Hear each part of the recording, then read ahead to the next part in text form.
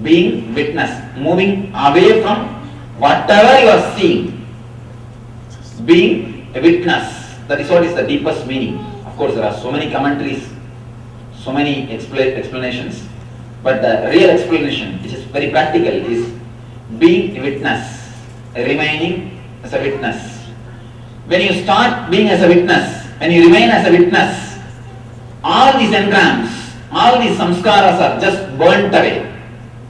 Just burnt away. When you remain as a witness, your third eye opens. Your Ajna Chakra, your third eye opens. Whenever you start witnessing, your third eye opens. When your third eye opens, you become a witness to the whole universe. The moment you become witness, you understand the whole thing is just dream. The dream you can see. The moment you start understanding that you are dreaming, you will be out of dream. As long as you don't understand that you are dreaming, you will be continuously dreaming. The moment you think, I am dreaming, you will be out of the dream. Same way, the moment you understand the whole thing is dream, you will be out of this world. The moment you are out of this world, you will understand the whole thing is dream. When the third eye opens, you experience the whole thing as a dream.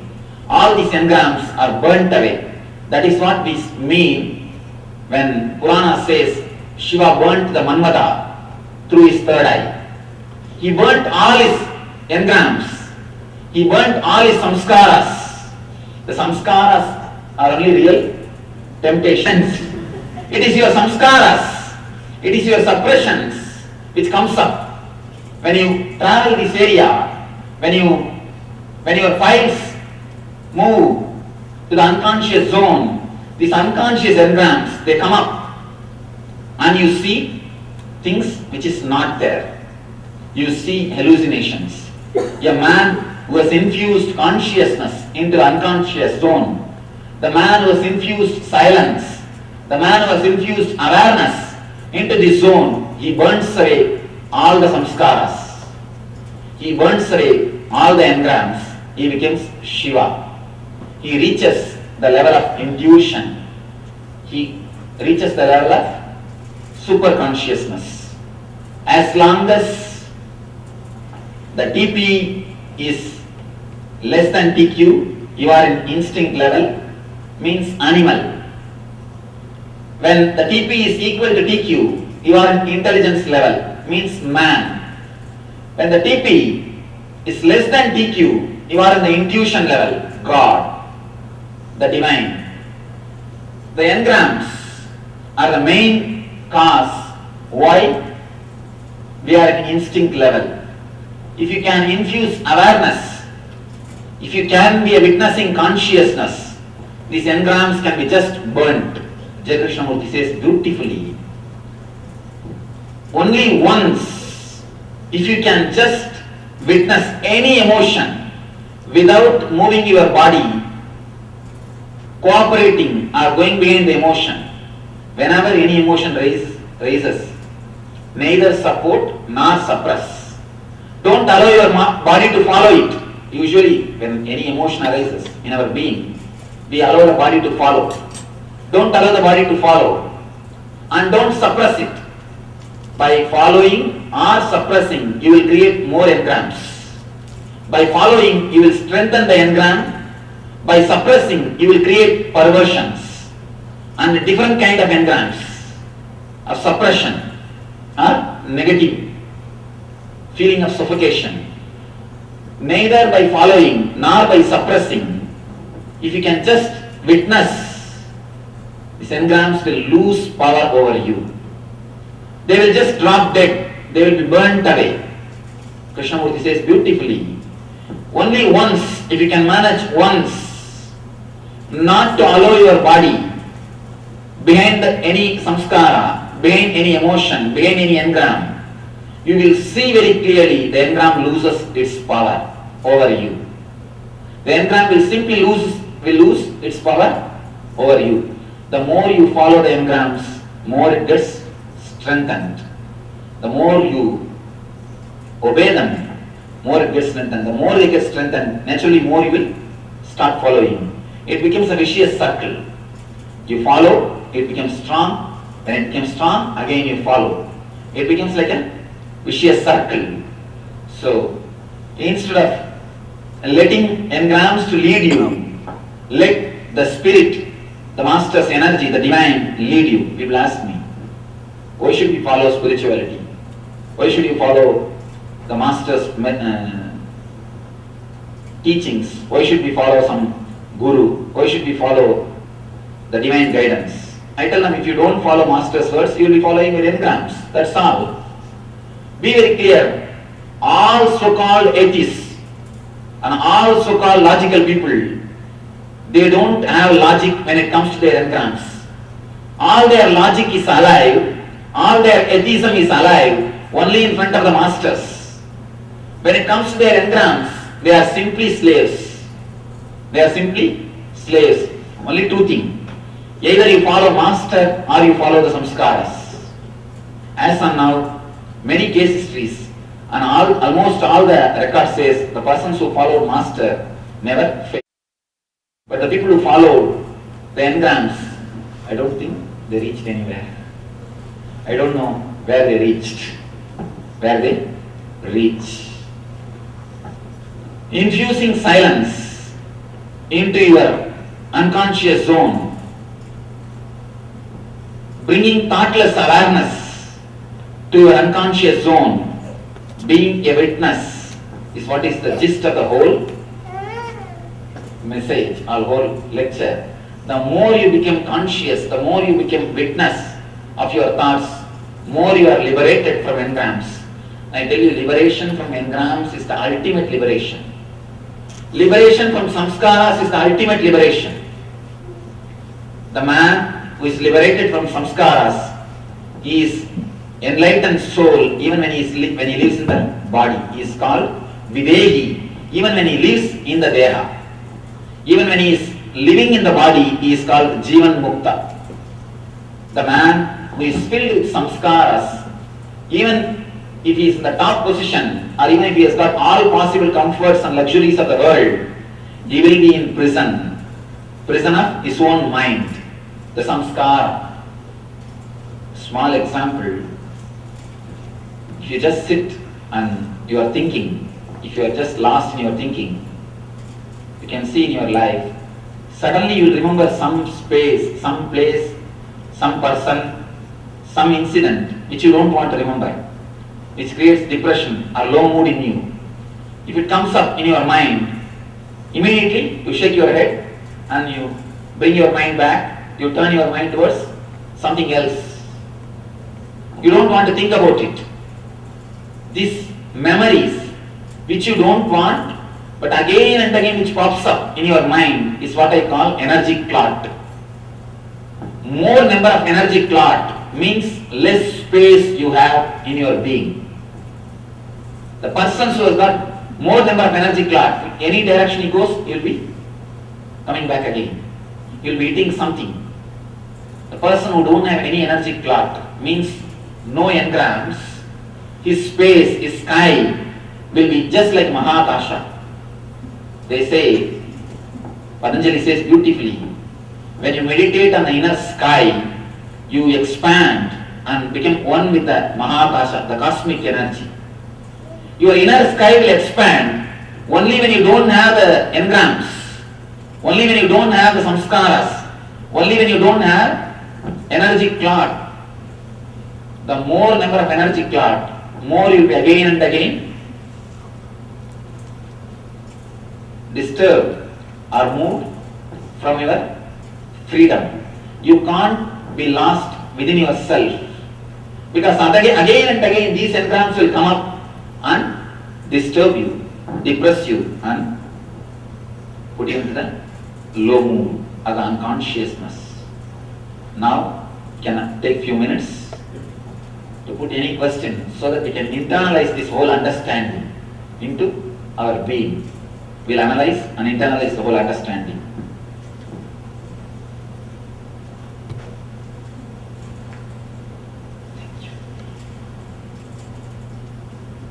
You are welcome to put any question.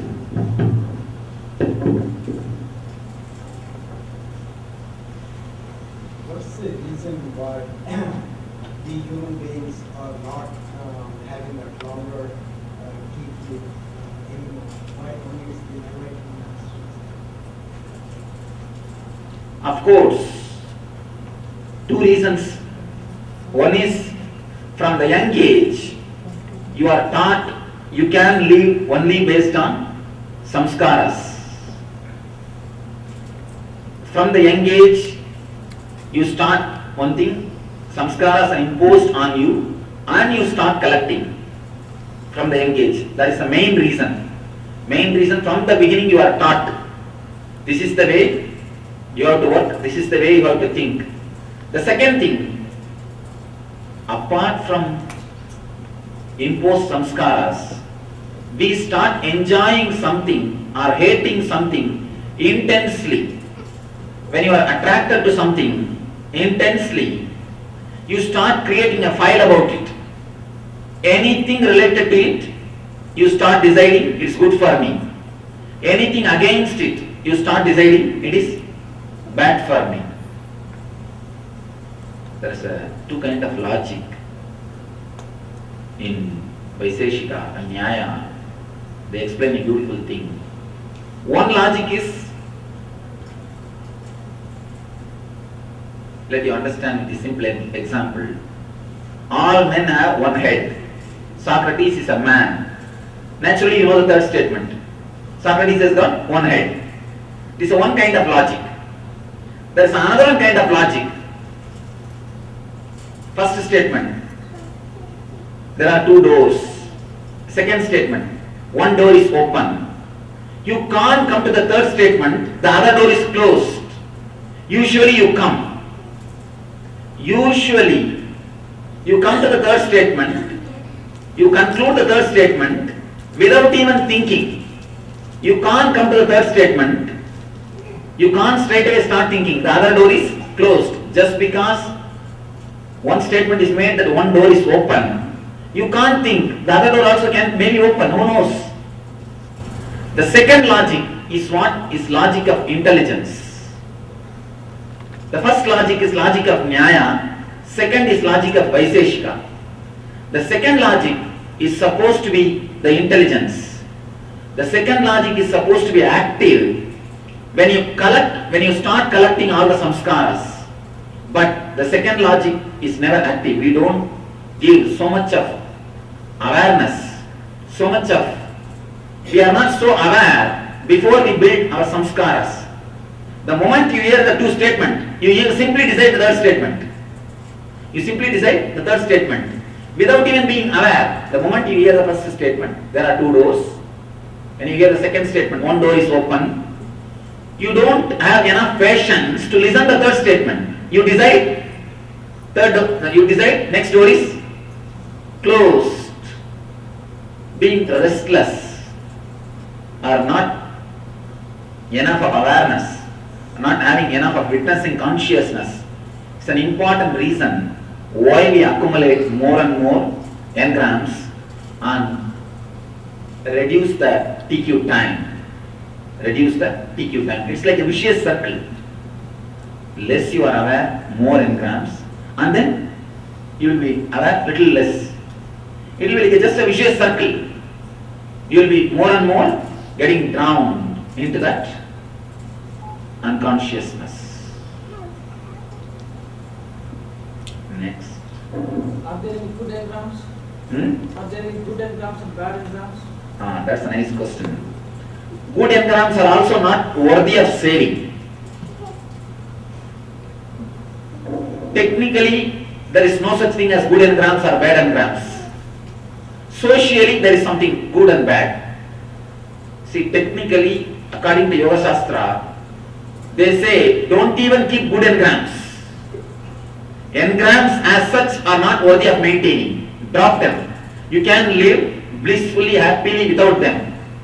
Socially, we always emphasize, no, we should have good habits, we should have good engrams, we should have good samskaras, we should have good way of living.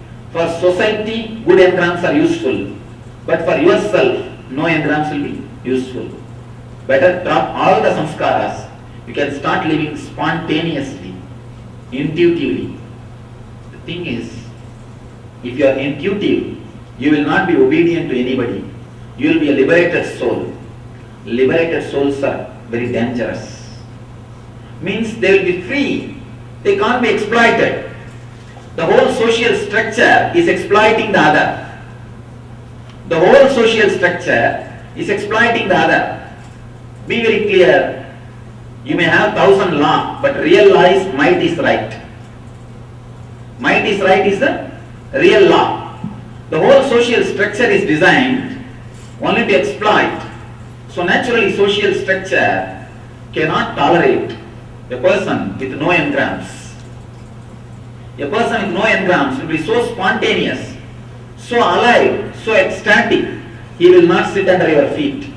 He will not beg from you. That is why in India there is a beautiful proverb. Even a king is at the feet of an enlightened person.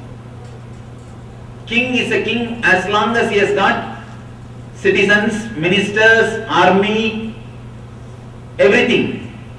If all of them decide you are not king anymore, he cannot be king anymore. His kingship is dependent on citizens. But an enlightened person is not dependent on anybody. His enlightenment is not dependent on anybody. His enlightenment is not dependent on anybody. He is enlightened just by his own authority. He is liberated just by his own authority. It is very difficult for the people to exploit liberated souls. That's the reason the whole social structure is created in such a way that you are always bound. You must have some problem. You must have some problem. Chaos is created so that people can be exploited. I tell you, all chaos is consciously created by the people who want to solve chaos. Just by solving, they can always be in the throne. Unless you solve the chaos, you cannot be in the throne. Unless there is a difficulty, you will not go to them. So the idea, good samskaras are good, is created by the people who want to create little chaos for you. So according to yoga, chitta vritti nirodha. Chitta vritti means the thoughts which is created by the input which goes from outside and the thoughts which is created by engrams. These two put together is called as chitta vritti. The first statement of yoga says yoga chitta vritti nirodha. Yoga is cessation of mind. You can't go beyond the mind. You can't have the chitta vritti nirodha as long as you have engrams, as long as you have samskaras. All you need to do is infuse silence into your unconscious zone. Be more and more aware. Just be a witness. The more you bring silence to your being, the more you will experience the bliss. The more you will experience thoughtless awareness, and more you will become conscious. The more you will reach towards the divine, ultimate energy, cosmic intelligence. Let you reach the divine, be in one with radiate eternal bliss, Nityananda. Thank you.